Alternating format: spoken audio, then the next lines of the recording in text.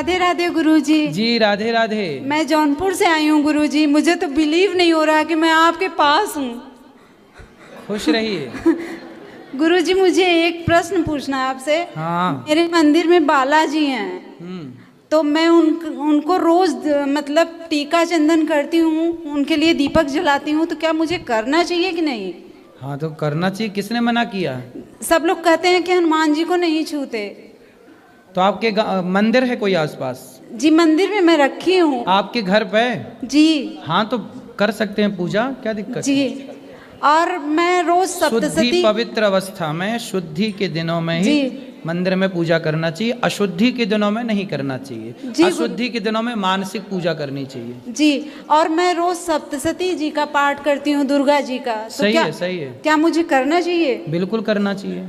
जी गुरुजी, आपके चरणों में कोट कोट प्रणाम गुरुजी। मुझे आशीर्वाद दीजिए और मेरे बच्चों को और मेरे मित्र को सबको आशीर्वाद दीजिए। खुश रहिए, खुश रहिए। जी गुरुजी, प्रणाम गुरुजी। जी जी। हाँ हाँ अभी मिलेगा, तुम चिंता न बैठो। इन छोरों से भी बात कराना, वहाँ भी देखो। बिल्कुल महाराज जी, ये दास काग पंडित जी आपके चरण कमलों में कोटि कोटि वंदन करता है जी। और हमारी प्रबल इच्छा थी कि हम आपके चरण कमलों के दर्शन करें, और एक मानस की चौपाई गाने का मेरा मन कर रहा है। उसके बाद जो हमें गाओ।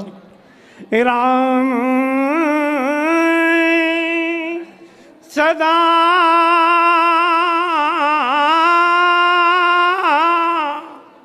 राम सदा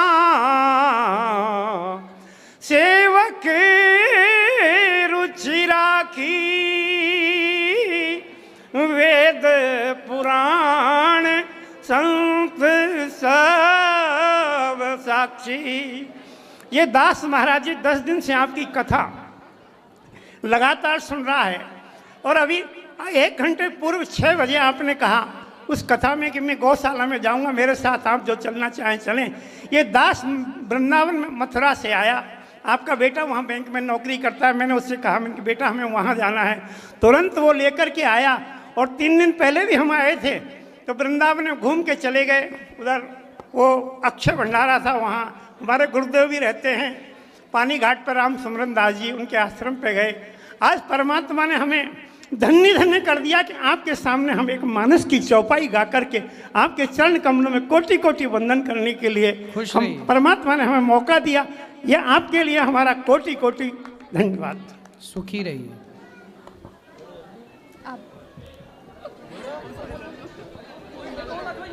राधे राधे गुरु जी।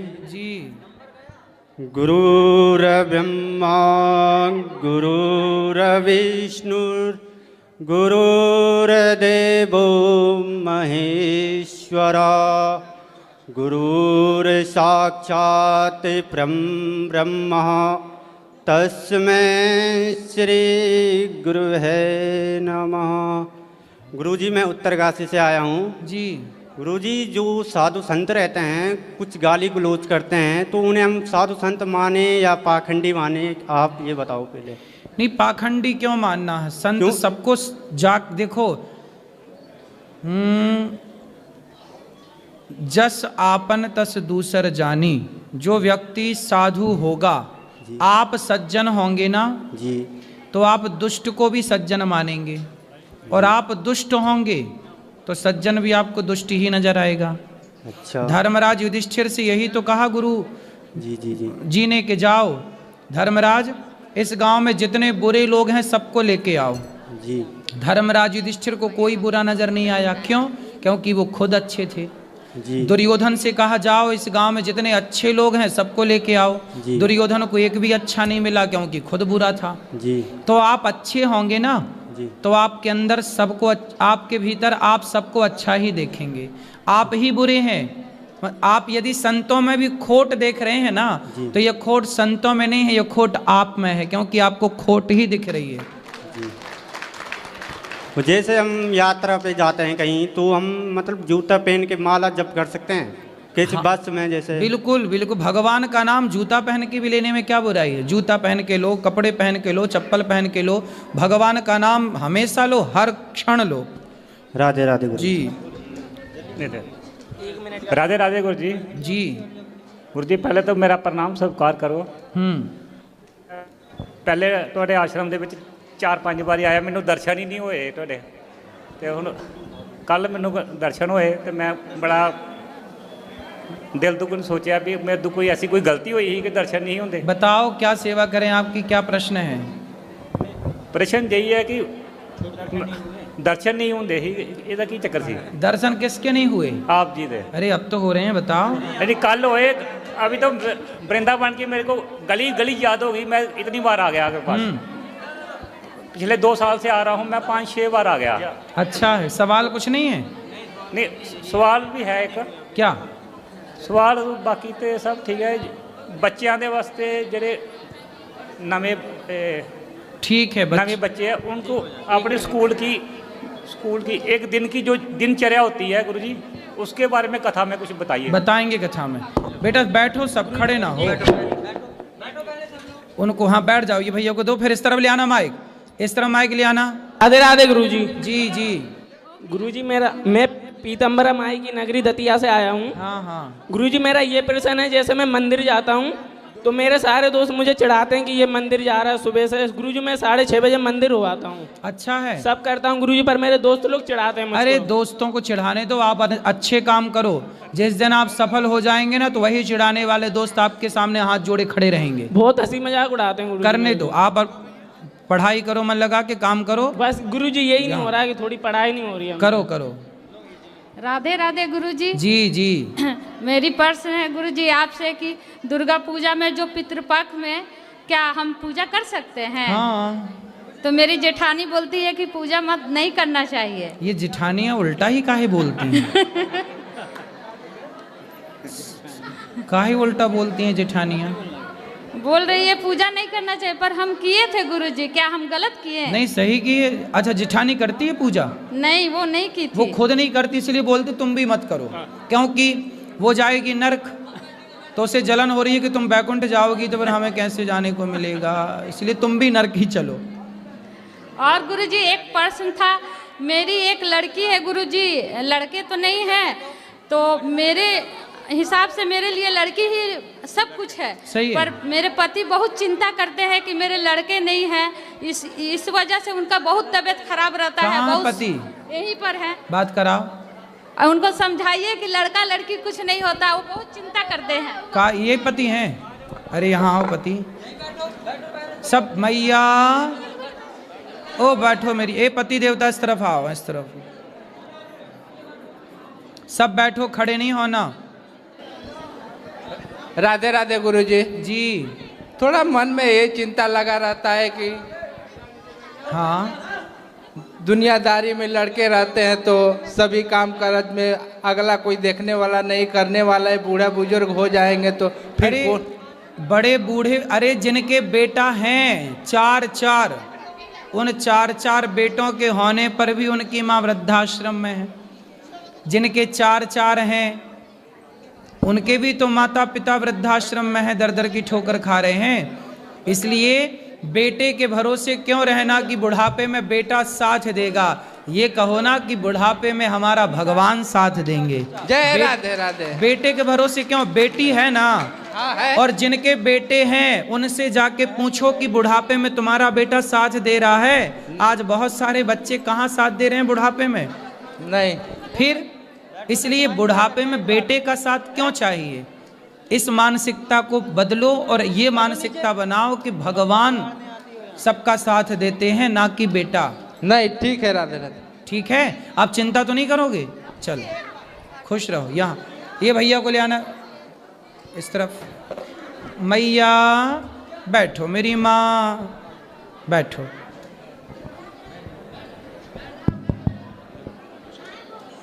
जल्दी बात करो भैया। गुरुजी नमस्कार। राधे राधे। ये मेरा मित्र है, हम बचपन से साथ हैं, किसी चीज़ की कमी नहीं है, सब संपन्न है, पर गुरुजी बहुत परेशान रहता है। किस बात को लेकर? अब हम पूछते हैं कि टेंशन किस बात की? भगवान का दिया है, सब कुछ है, अपने प्रार्थना से लेकर हर चीज़। अभी बाके बिहारी मंदिर से आए, सीधा आपके पास आए हैं। आपके दर्शन लेने। तो इन्हें तो इनका मन क्या है, शांत नहीं रहता। अभी जब गाड़ी में बैठे थे कि क्या प्रश्न गुरुजी से पूछेंगे, तो प्रश्न तो प्लान कर रहे थे, जैसे ही आपके सामने आए मन पूरा ब्लैंक हो गया कि प्रश्न आया ही नहीं आगे। इनका विवाह हो गया? आपको देख के बड़ा अच्छा लगा, ब्लैंक हो गया मन आपको देख के, तो मन भी खुश हो गया, आपका आशीर्वाद मिल गया। हम हरियाणा से आए हैं जी, आपको देखने के लिए आए हैं जी। हाँ, बस आपका आशीर्वाद। यहाँ जो वृद्ध माएँ रहती हैं, इनकी सेवा जो होती है, यहाँ की सेवाएं भी देखिए। और आप क्यों चिंताओं में रहते हैं भैया? आपके लिए सवाल कर रहे हैं ना। हाँ, क्या दिक्कत है बताओ? नहीं, ऐसा कुछ नहीं। आपका विवाह हो गया? हाँ जी, विवाह हो गया, 2 बच्चे हैं। तो गृहस्थी में खुश हो? सब अच्छा है। तो फिर सब खुश है जी, सब खुश है। फिर क्यों? वो वैसे ही कह रहे हैं मजाक में, सब खुश है। मैं आपको बताऊं, हाँ जी, देखो, व्यक्ति यदि परेशान है, वो आपका दोस्त है, तो वो मित्र है ना, तो मित्र को पढ़ लेता है ना। जैसे पत्नी पति को पढ़ लेती है, पति पत्नी को पढ़ लेता है, बिल्कुल। एक बाप अपने बच्चों को पढ़ लेता है। ऐसे एक मित्र ना, जो अच्छा मित्र है, वो अच्छा मित्र इसलिए आपको पढ़ करके कह रहा है कि आप थोड़ा तनाव में है, थोड़ा टेंशन में, कुछ तो बात है। वो इसलिए कह रहा है क्योंकि कुछ तो बात है। अच्छा, बात क्या है वो आप जाने, आप किसी को नहीं कहना चाहते, कोई बात नहीं, लेकिन मैं आपको एक बताऊं कि होता क्या है, जीवन में परेशान वो होते हैं ज़्यादा। जीवन में 2 लोग परेशान होते हैं।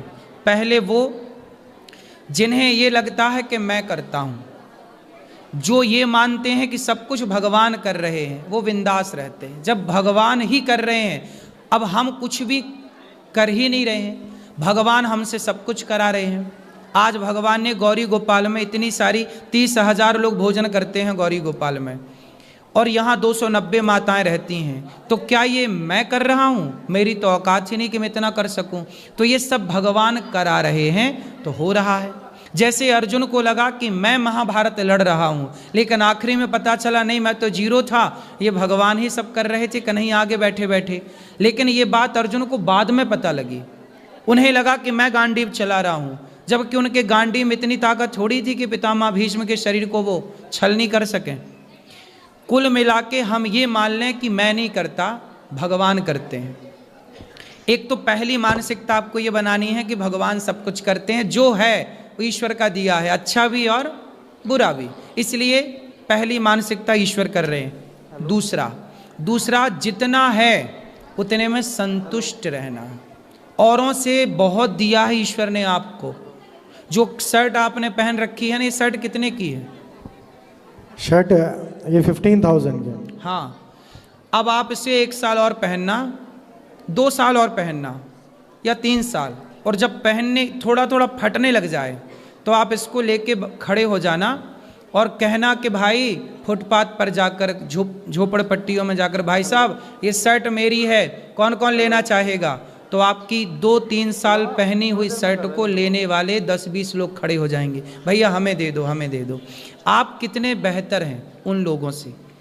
इसलिए हमें संतुष्ट रहना है, ये सोचकर कि विधाता आपने हमारी औकात से बहुत ज़्यादा दिया है। यदि आप संतुष्ट हैं ना अपनी ईश्वर की दी संपत्ति पर, ईश्वर के दिए पर, तो आप सदा खुश रहेंगे। उदास परेशान वो हैं शायद संतुष्टि नहीं है, शायद खुद को कर्ता मान चुके कि मैं कर रहा हूँ। तो 2 बातें आपको बताएं, एक तो कर्ता नहीं मानना, ईश्वर करता है, दूसरा जितना है उतने में संतुष्टि। ये 2 बातें आप मान लेंगे तो आप हैप्पी रहेंगे हर हाल में। धन्यवाद, खुश रहिए। गुरुजी राधे राधे जी, आपके चरणों में प्रणाम। गुरुजी, मेरी बात, एक चीज़ मेरी समझ में ये नहीं आती, जैसे कि जब पुरुष का विवाह होता है, जैसे कि हमारी भी शादी हुई, हमारा विवाह हुआ, तो पत्नी पूरे साथ निभाती है, जब तक निभाती है जब तक उसकी मृत्यु नहीं हो जाती। गुरुजी, तो मेरा ये पूछना है कि जब पति की मृत्यु हो जाती है तो पत्नी शमशान घाट तक साथ में क्यों नहीं जाती है? तो आप क्या चाहते हैं कि पत्नी शमशान तक जाए? नहीं नहीं गुरुजी, मैं सिर्फ जानकारी चाहता हूँ। अगर ऐसी कोई रीत रस्म है तो आप बता दीजिए गुरुजी। सबकी एक मर्यादा है। जी। हम किस में बंधे हुए हैं? मर्यादा। मर्यादा में। मनुष्य मतलब मर्यादा, इसलिए हमारे राम ने क्या सिखाया? मर्यादा में रहो, इसलिए उनका नाम पड़ा मर्यादा पुरुषोत्तम। जी गुरु जी। क्या बोला जाता है राम को? मर्यादा पुरुषोत्तम। नारी की एक मर्यादा है। कहते हैं धनानि भूमौ पशवश्च गोष्ठे नारी गृहद्वारी जनः श्मशाने देहश्चितायाम परलोक मार्गे धर्मानुगो गच्छति जीव एकः। धनानि भूमौ, ये धन संसार तक साथ देता है। जी। पशवश्च गोष्ठे, पशु पक्षी गाय बैल हाथी, ये एक घुड़शाला तक गौशाला तक जी, साथ देते हैं, वहीं तक रहेंगे। उससे आगे कहाँ? पत्नी द्वार तक साथ देती है, दरवाजे तक, ये मर्यादा है। पत्नी दरवाजे तक। पत्नी जो होती है, नारी जो होती है, उसका दिल ना कोमल होता है। जी गुरुजी। है ना?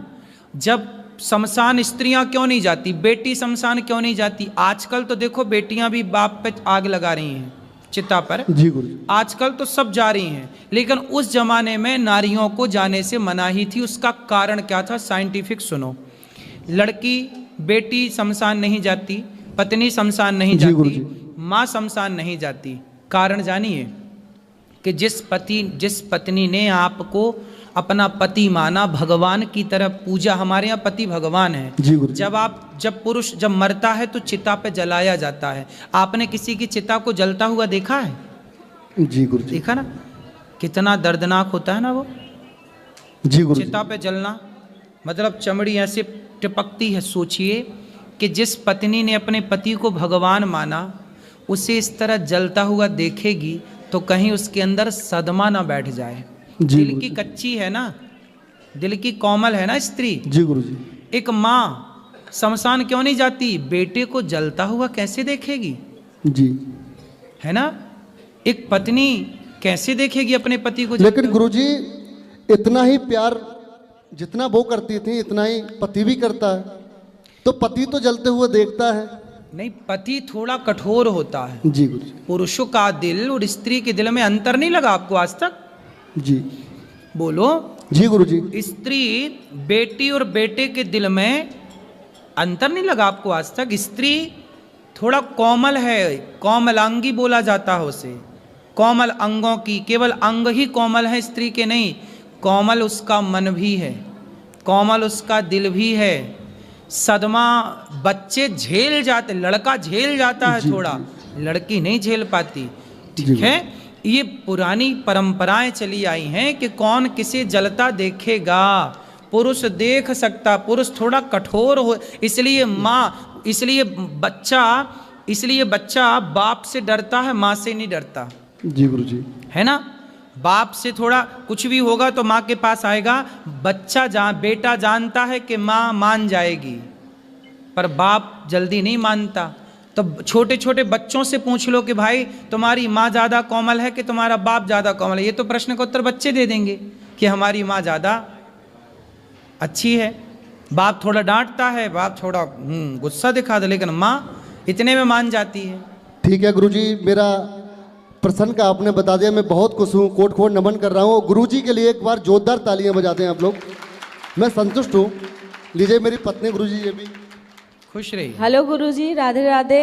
मेरे बच्चों को आशीर्वाद दीजिए। खुश रहिए। राधे राधे।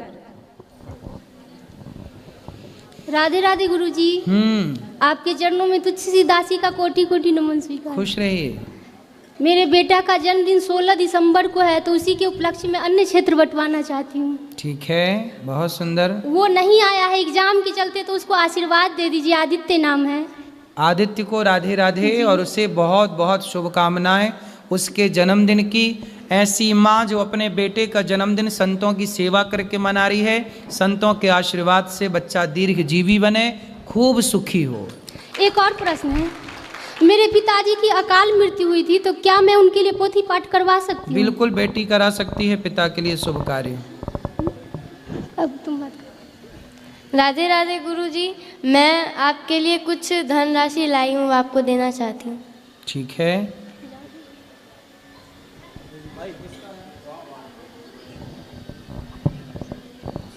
राधे राधे गुरु जी।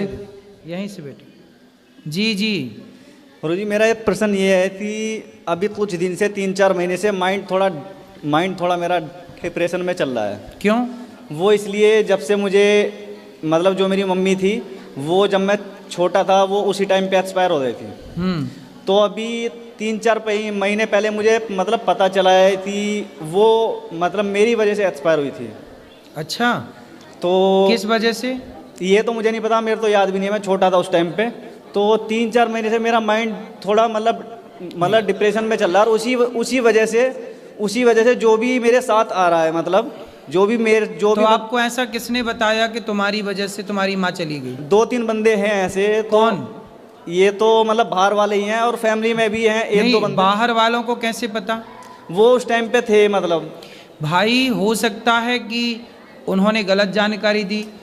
अब आपकी माँ क्यों चली गई? देखो, जन्म विवाह मरण गति होई, जहाँ जस लिखा तहाँ तस होई। मृत्यु तो अपने टाइम पे होती है, किसी के कारण मृत्यु नहीं होती। और उस चीज़ से मेरा माइंड थोड़ा मतलब अभी आपकी माँ को जाना था, चली गई बेटा। आप किसी के कहने पर ये गड़े मुर्दे उखाड़ना है, इन बातों से कोई लाभ ना होगा। आप खूब मेहनत करो, पैसे कमाओ, समाज की सेवा करो और आप किसी माँ की सेवा करो, वृद्ध की सेवा करो, ताकि आपकी माँ प्रसन्न हो। इन बातों से अब बैक में जाने से क्या फ़ायदा? अभी मेरी 9 महीने की बेटी भी है। हाँ। तो अभी मेरे तो बस यही डर रहता है कि जैसा मैं देखता हूँ अपने सामने जो मेरे साथ में मतलब जुड़ रहा है वो मुझसे दूर जा रहा है। मेरे तो बस यही डर रहता है, मेरी 9 महीने की बेटी है तो वो भी मेरे से दूर ना चली आए। जो ना ये सब सोचो ही मत, भगवान सब ठीक करेंगे। आपने जो सोच लिया वो ही गलत सोच लिया, आप गलत वे पे चले गए। आपको इस रास्ते पे माँ आपकी क्यों गई ये तो माँ जाने और भगवान जाने, तीसरे लोग क्या जाने। लोगों का काम भड़काना है, हो सकता है आपको परेशान करने के लिए उन्होंने ऐसी बात की हो। 3-4 महीने से अभी क्या हो रहा, आपस में परिवार में मतलब यानी अनबन हो रही है। इसी वजह से मैं डिप्रेशन में रहता हूँ, तो फैमिली में मतलब अनबन हो रही है, बस यही है। कोई बात नहीं, आप बिल्कुल परेशान ना होइए, आप बिंदास अपना जीवन जियो। माँ गई, अब जब गई हैं तो उनका कारण मृत्यु का भगवान ही जान रहे होंगे, दुनिया ना जानेगी। कई बार जो दिखता है ना वो होता नहीं है, और जो होता है वो दिखता नहीं है। हो सकता समाज ने जिस कारण को नोट किया हो वो कारण रहा ही ना हो। अब जैसे किसी ने फांसी लगा ली, आत्महत्या कर ली, उनकी भी अकाल मृत्यु हुई थी। हाँ, जैसे सुशांत की बात कर लो, सुशांत ने आत्महत्या कर ली। सबको क्या लगा, अरे सुशांत मर गया, आत्महत्या कर ली। क्या कभी किसी ने सुशांत की जगह खड़े होकर सोचा कि उस पर क्या गुजरी होगी, क्या कारण रहे होंगे? कोई यूं ही तो नहीं मर जाता, मर जाने का बहुत सारा कारण होता है। समाज जब उसे परेशान करती है, सुनो, जब कोई मरता है ना बेटा, आत्महत्या करता है, सुसाइड करता है, तो उसका जिम्मेदार कौन होता है? पूरा समाज, पूरा सिस्टम, पूरा परिवार, जो उसे टॉर्चर करते हैं, जो उसे परेशान करते हैं। तुम तो उस समय छोटे थे, तुमने तो परेशान ना किया होगा, है ना? तो वो लोग जिम्मेदार होंगे जिसने उसे परेशान किया होगा किसी बात को लेकर।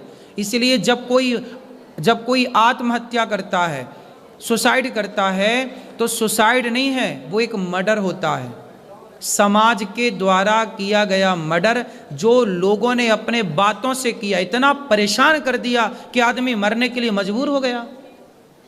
तो क्या समाज इसका जिम्मेदार नहीं है? आप लोग हमें इतना टॉर्चर करो, इतना परेशान करो, हमारे पास कोई रास्ते ही ना लगेगा, हमें लगा मर जाएं भैया, अब क्या करें?